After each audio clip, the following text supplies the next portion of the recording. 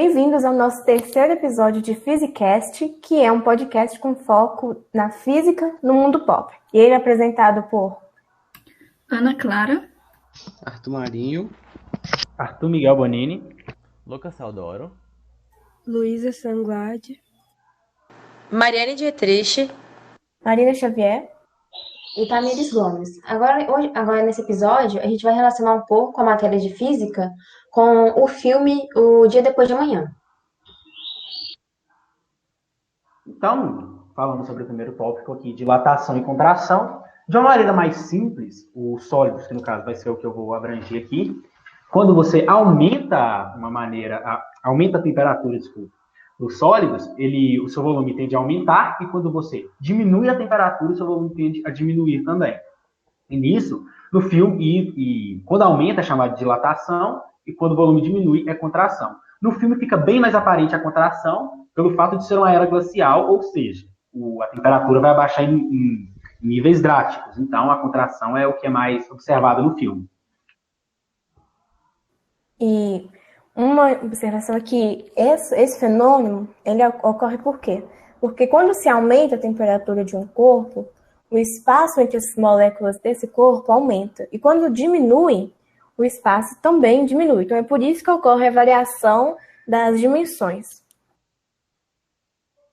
E como eu falei que a contração é o que fica mais visível, um exemplo que dá para perceber esse fenômeno é quando está chegando em Nova York a era glacial.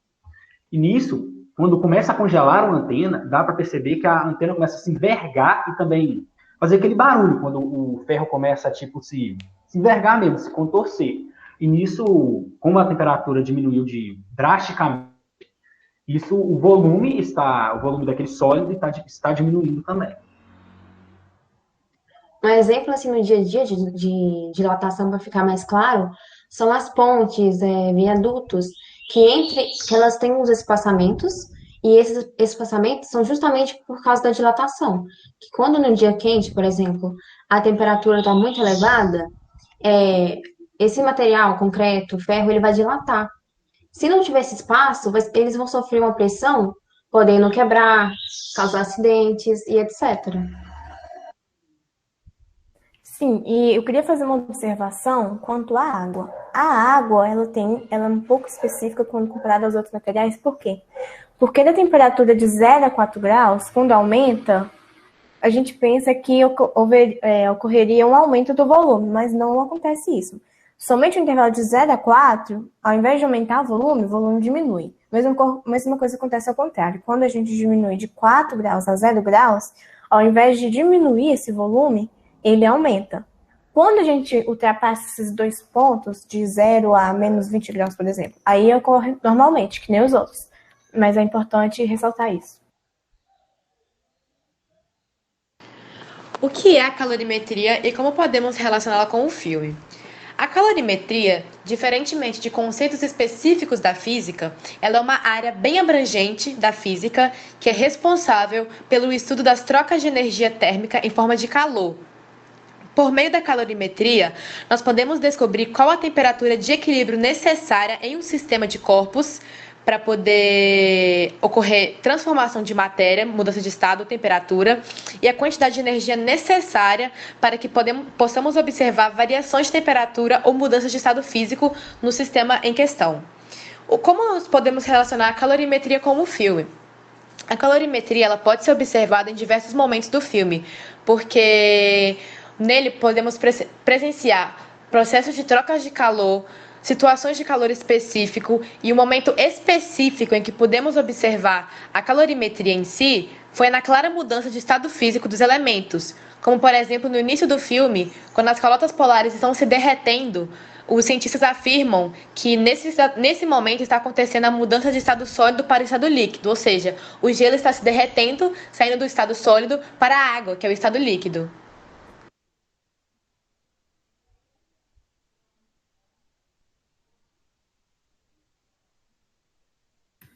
As mudanças de estado físico acontecem quando uma determinada substância é exposta a uma temperatura diferente da qual ela se encontra. Pode ser uma temperatura maior ou uma temperatura menor, que faz com que ela mude, seja do estado sólido para o líquido, ou para o gasoso, ou do líquido para o gasoso, e por aí vai mudando. Um exemplo desse que acontece no filme, é a chuva de granizo, em Tóquio, onde ocorre uma mudança chamada sublimação, quando uma substância gasosa passa para o estado sólido.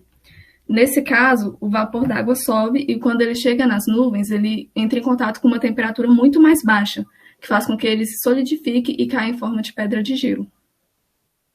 A gente pode ver um exemplo na própria foto do slide, que quando os motores e as hélices do helicóptero param de funcionar e ele cai no chão, logo assim que ele atinge o solo, ele e o piloto, eles se congelam quase que instantaneamente, devido à temperatura muito baixa do ambiente. E é importante ressaltar que substâncias diferentes precisam de diferentes variações de temperatura, por causa dos diferentes coeficientes de dilatação. Alguma substância vai precisar de uma variação maior de temperatura ou menor para acontecer a mudança de estado físico. E no filme, o que fica mais aparente sobre a mudança de estado físico é em Nova York mesmo, onde tem a solidificação daquele tsunami que veio. Que a água que estava em estado líquido passa para o estado sólido, tipo... É a maior coisa que tem de mudança de estado físico, porque ocorre a solidificação daquilo, e nisso é o que fica mais aparente, porque qualquer um que visse aqui falava, olha, mudou de estado, de líquido virou sólido. Então, no filme, isso é o maior exemplo desse tema.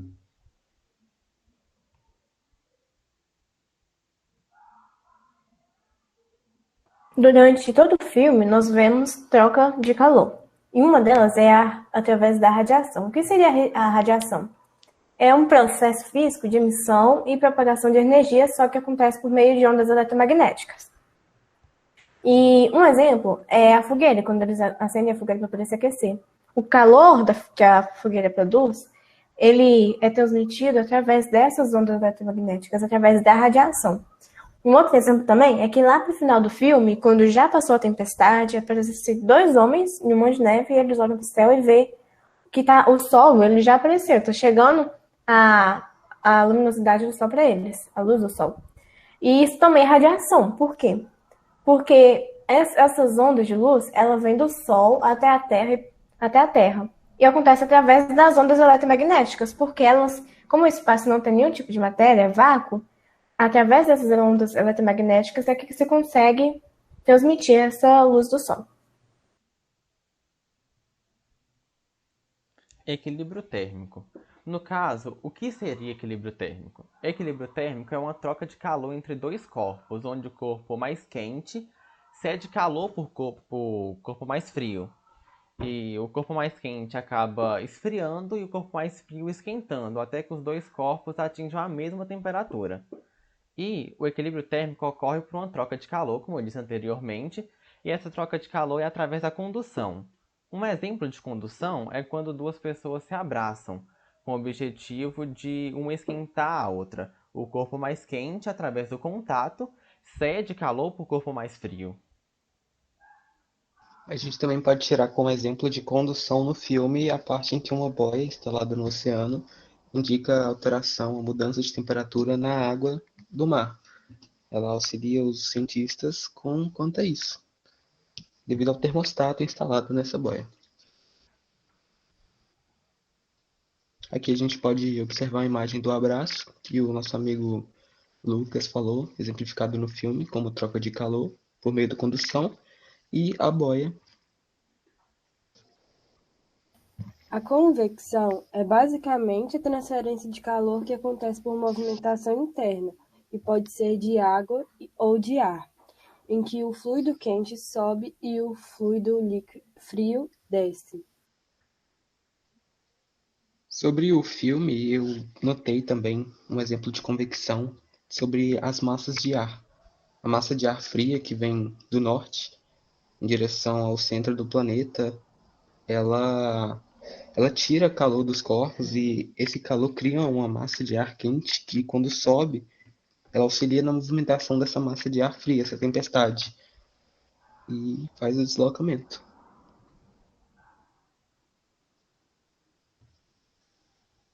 E no caso também tem as correntes marítimas, né, que assim como as massas de ar, eles são fluidos, né, então também ocorre nela. Que as massas de ar frias, que no caso são massas de ar, desculpe, as correntes marítimas mais frias, que são mais densas, elas ficam mais para o fundo do oceano, e as correntes marítimas mais quentes, elas ficam mais para cima, tipo, pelo fato de serem menos densas. Então, gente, eu queria agradecer a todos vocês por ter nos escutado até aqui. Peço que vocês deixem o seu like, comentem aí se está tudo bem, e espero-nos para o próximo episódio, onde falaremos mais sobre esse mundo incrível que é a física. Tchau, tchau!